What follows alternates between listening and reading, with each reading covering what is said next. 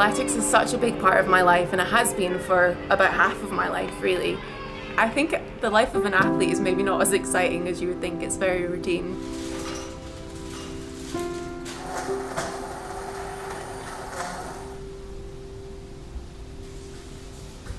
I was always okay as a junior, basically. I did manage to make some GB under 20 and under 23 teams, but my breakthrough year was really in 2017 when I won the British Championships and I qualified for my first international competition for Great Britain, the World Championships in London. And that's really what catapulted me onto the GB team. I've been part of the relay team for about 6 years in a row, and I've managed to come away with several international medals, which has been really exciting for me. In 2021, I went to my first Olympics in Tokyo, and it's the high point of sport, so it doesn't really get better than that.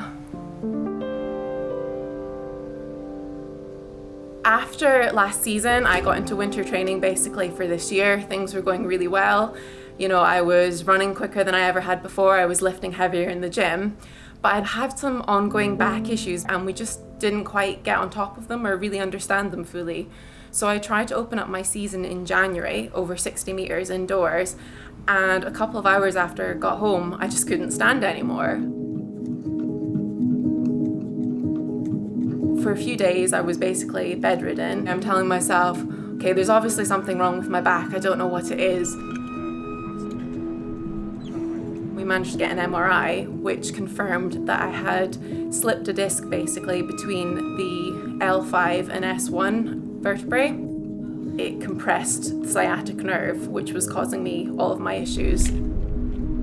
I saw a specialist after my MRI scan who gave me maybe a more realistic timescale, kind of speaking 1 to 2 years realistically, but he also did hit me with the bombshell that I might never fully regain full nerve functionality.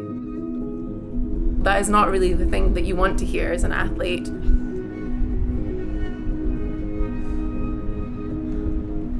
It kind of hit home that last year I just wouldn't be able to compete at all. It wasn't going to be a quick fix like a lot of other injuries. That was a real setback, The not being able to stand, I've never had that before, so obviously alarm bells are going off, but as an athlete you always kind of tell yourself that things are going to be okay. You maybe don't let yourself understand fully what the situation is.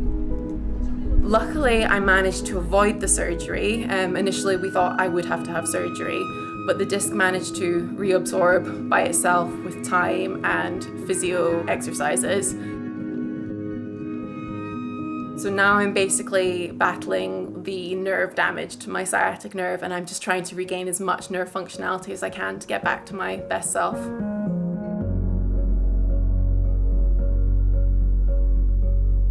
It's really hard not to be too hard on yourself. I think I've obviously gone so many years competing and training at a certain level, and I just need to remember to be kind to myself. So I might not be able to do everything that I could before, or maybe I can, but just not as well. Ready? Yeah. 5, 4, 3, 2, 1, 0, 1, 2, 3. It's tough. I definitely haven't navigated this situation as smoothly as I would have liked, but be kind to yourself. Try and be realistic. Don't put unnecessary expectations on yourself. Just really rely on any support network that you have, because you can really make this an isolating experience, and it's good to have people there to support you and bring you through it.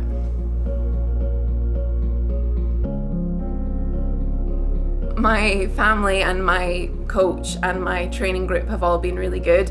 I think I've not necessarily been the easiest person to deal with in this injury. I think they can see how frustrated I've been, but they've been there to support me, and they've been really understanding about the whole thing.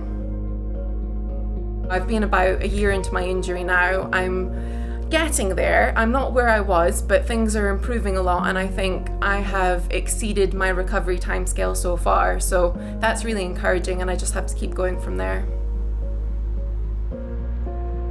I think it's just reevaluating what you want out of yourself, constantly reflecting, basically looking at the progress that you've made so far, and not forgetting to actually enjoy yourself, because if you forget to enjoy yourself, then you're lost, basically. kind of the first proper track session back, so technically it's an easy one, but it's kind of a bit of a shock to the system. Last season was a complete write-off for me. We're at the time of year where we're starting our winter training, which is prep for the next season. The Olympics are on the horizon. So my short-term goal is basically to hopefully slot into winter training in good shape, basically. See if I can manage the sessions as I would pre-injury, or just gradually build and just take it, on a day-by-day basis. I am a bit hesitant to put too many performance goals on my radar for next year because, again, I don't fully know what the recovery path for this injury will be.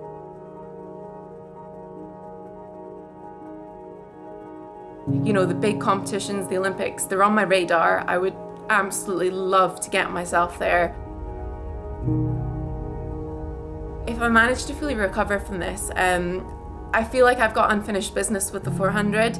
I would love to knock some time off my personal best, to manage to progress myself and also make those GB teams again as an individual 400 meter runner.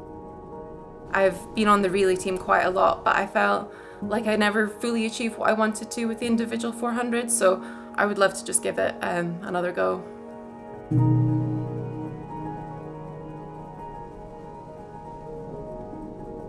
I'm a very goal-driven person. I feel like I always need to be working towards a purpose.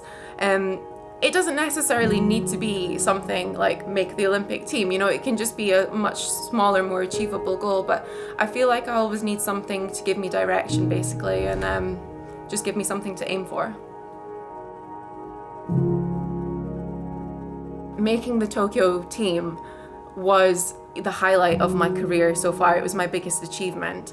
And, that's without basically any adversity. So to have had this setback and to refocus and, manage to get myself in a place where I'm competitive, it would mean so much more, just because I realized that having full functionality of your body is a luxury, and I really wouldn't take it for granted anymore.